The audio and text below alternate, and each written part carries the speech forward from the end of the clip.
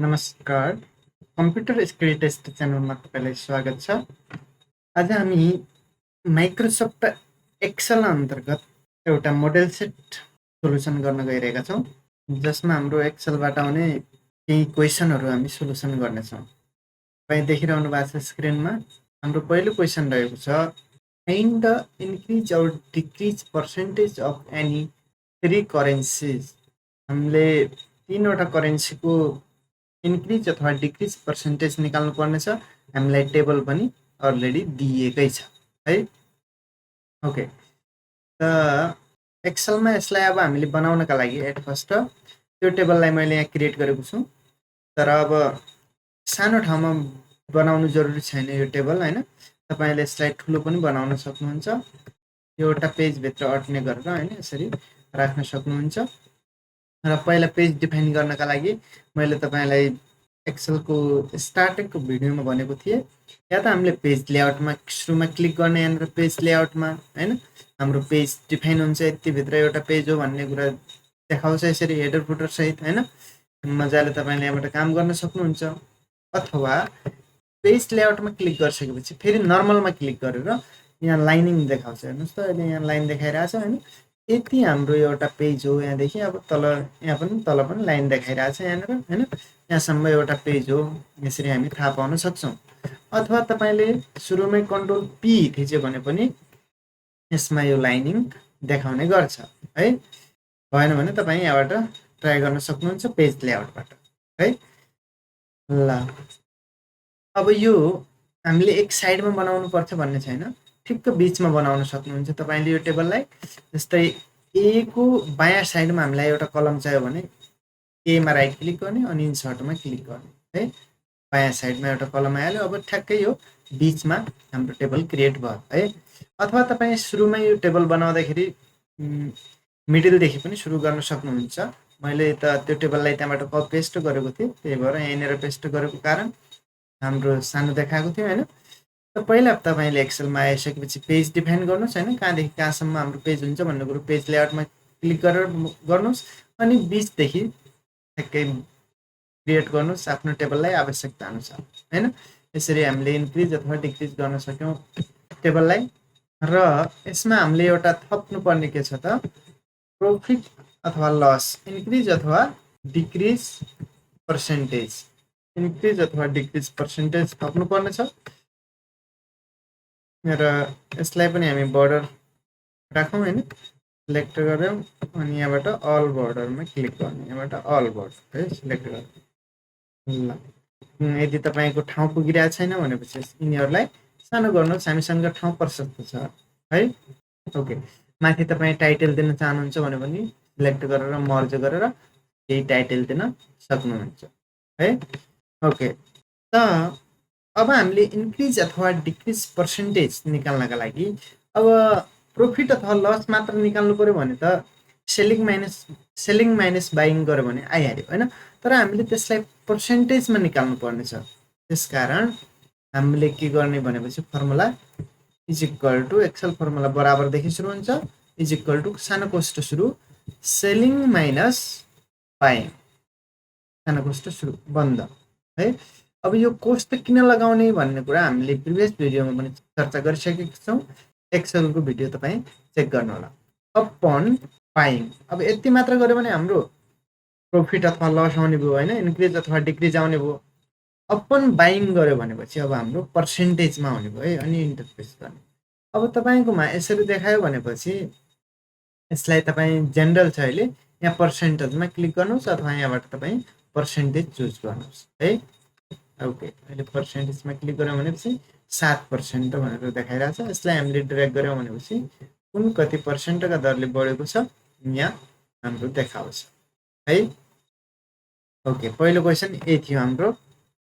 दोस्रो क्वेसन हेरौँ अब हामी।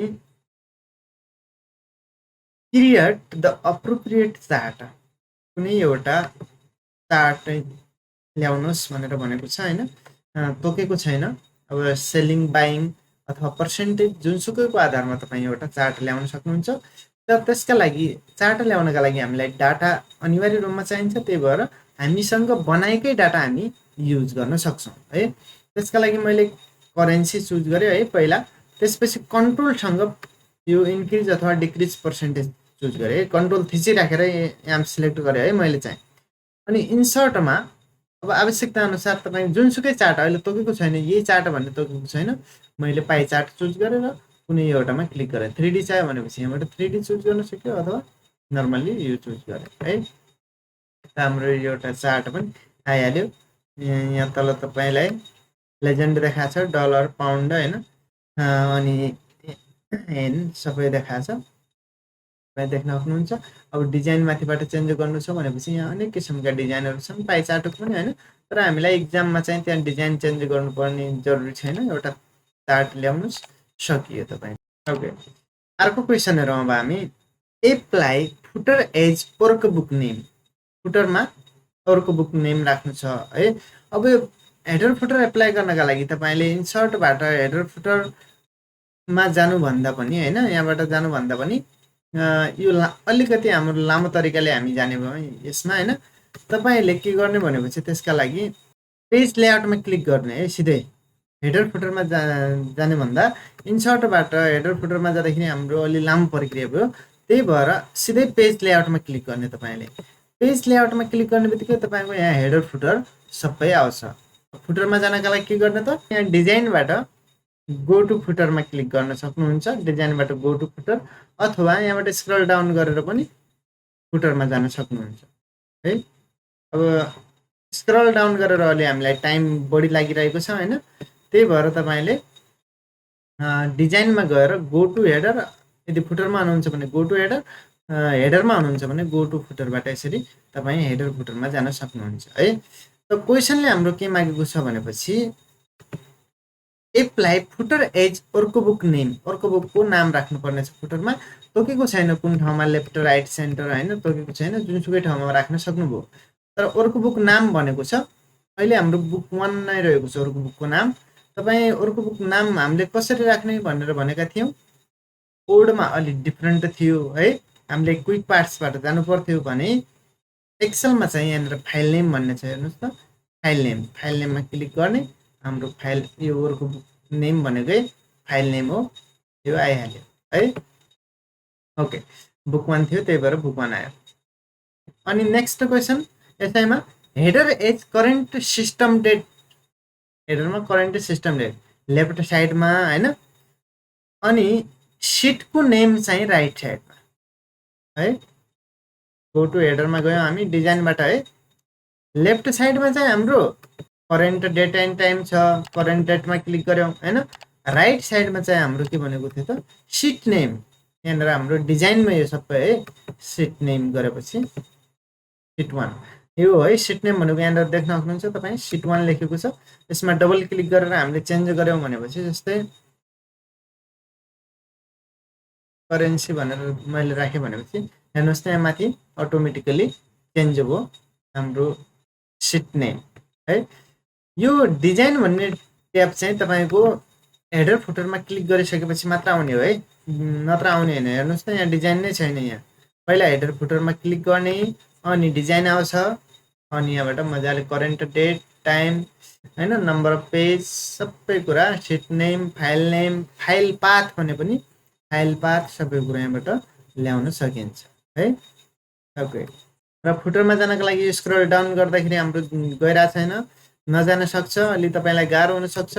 तपाईँले यही डिजाइनमा गएर गो टु फुटरमा क्लिक गरेर फुटरमा जान सक्नुहुन्छ है।